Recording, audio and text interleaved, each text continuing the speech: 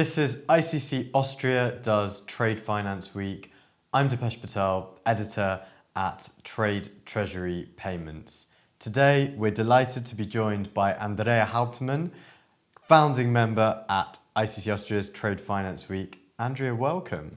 Thank you so much. So, quick introduction. Tell us a little bit about you. Okay, thanks. Well, I'm Viennese born. I studied law and graduated in law here in Vienna. And I was head of guarantees department at RBI for nearly 30 years. And I'm still the chair of the ICC Guarantee Task Force, so I'm still working internationally, so I'm meanwhile retired here in Austria. Thank you very much, and that makes a lot of sense given our conversation today, which is about bank guarantees. Why are bank guarantees such widely used instruments in trade and commercial transactions? Well, the success of a bank guarantee started after the Second World War. You needed an instrument which was globally recognized, more or less works the same way over the whole world, and is easy. It's not a difficult instrument, it's quite easy, so you can make a lot of mistakes with it. We're going to talk about that later on, but it's easy and it helps in making a even level playing field for all the parties involved, because everyone knows what's it about. And it's more or less handled the same way all around the world. Thank you very much. And am I right in saying they are also neutral, they're irrevocable? Exactly, yes. It's neutral, it's an irrevocable instrument, so the beneficiary has the security. The moment he receives the instrument, it cannot be revoked. It's unconditional, so what I meant when I said it's easy to use. So they're very, very good features. But when it comes to drafting bank guarantees, why is it super important to get them right from the start? Well, as you say, the rot starts at the top. Most of the problems during the life cycle of a guarantee, and especially when it comes to the demand under guarantee, can be avoided with a proper drafting in the beginning. We see, well, I've worked in this business now for nearly 40 years. Most of the problems I see could have been avoided with a proper drafting. And what are the role of certain parties when it comes to guarantees, such as the lawyers, the bankers, etc.? Well, if you look at the structure of the guarantee, the applicant instructs the guarantor, mostly the bank, to issue a guarantee in favor of the beneficiary. What we often see is that the applicant negotiates the wording with the beneficiary in advance.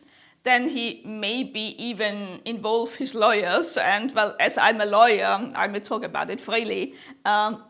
Very few lawyers really have a knowledge about guarantees. So what we then see when a wording comes from a lawyer is it's much too long.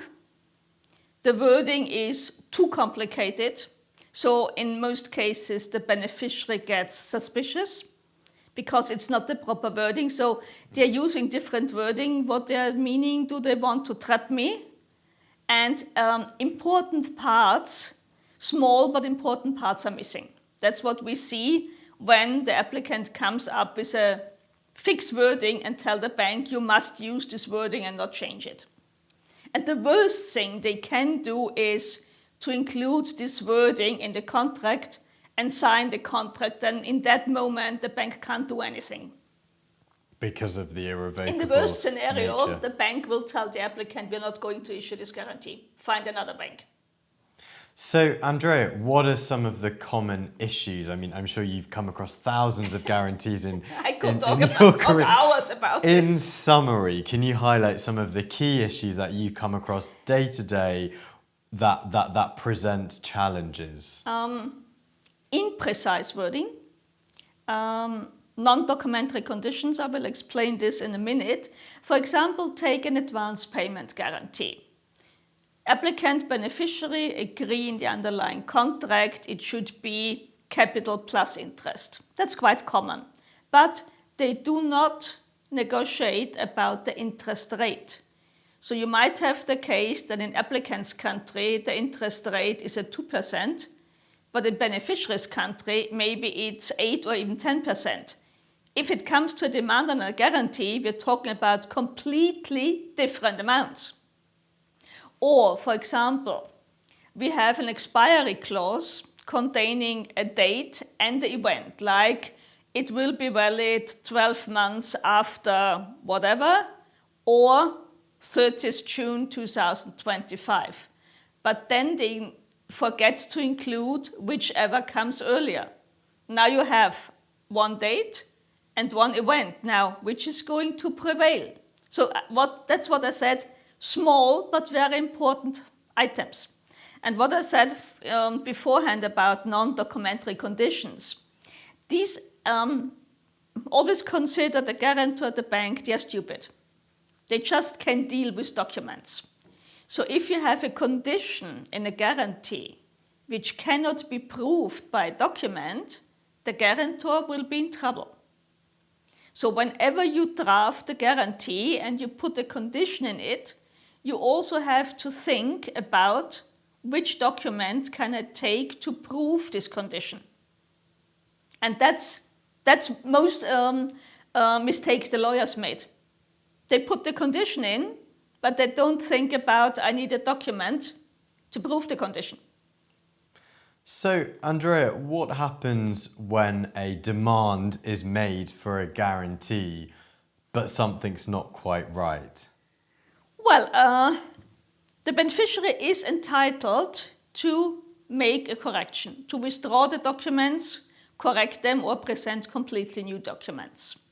But that includes that it's not a good idea to make the demand under the guarantee on the very last day, because then there is no time to make a correction under the documents. It also makes a big difference if the documents are issued by the beneficiary, like the demand itself or the statement. This can be corrected quite easily, or the document comes from a third party, which makes it quite difficult to get a correction in a short period of time. And what are the potential consequences if they can't meet those timelines? Well, if the documents cannot be corrected, so finally the demand is non-complying, there will be no payment. And when there is no payment, disputes will often arise. How are disputes within bank guarantees resolved? But there are different possibilities. There's, for example, the quite well-known ICC official opinions, which a party presents the case at the ICC Banking Commission. There are the so-called technical advisors, which will draft an analysis and conclusion. It will then be debated in the Banking Commission plenary. And finally, this opinion will be issued, which might be a guidance for the judge, whatever. The problem is it takes quite long, but it's free of charge. Another option would be DocDex. DocDex is a sort of arbitral institution at the ICC. They have a list of so-called DocDex experts. 3 experts will be appointed for one case, and they must finish the decision within 30 calendar days. But that's not free of charge. If the amount of the demand is up to, I believe, $1 million, it will be €5,000. Every demand exceeding $1 million will be $10,000. So, but it's even still cheaper than an ongoing court proceedings. That's the next option. You can go to court. But when I say lawyers' knowledge about guarantees is not the best one, the knowledge of judges is even worse. And expensive. And of course, very expensive. Also, a court proceeding, if it goes all the steps, can take several years. And with a judge dealing with a guarantee, to be honest, you never know what will be the outcome. Thank you. Andrea, 3 tips. 3 tips for drafting a bank guarantee correctly. Okay. The Don't start too late with drafting of the guarantee. It cannot be done within 24 hours. Involve the bank as soon as possible. Don't send them the application and say that's the wording and you have to use it.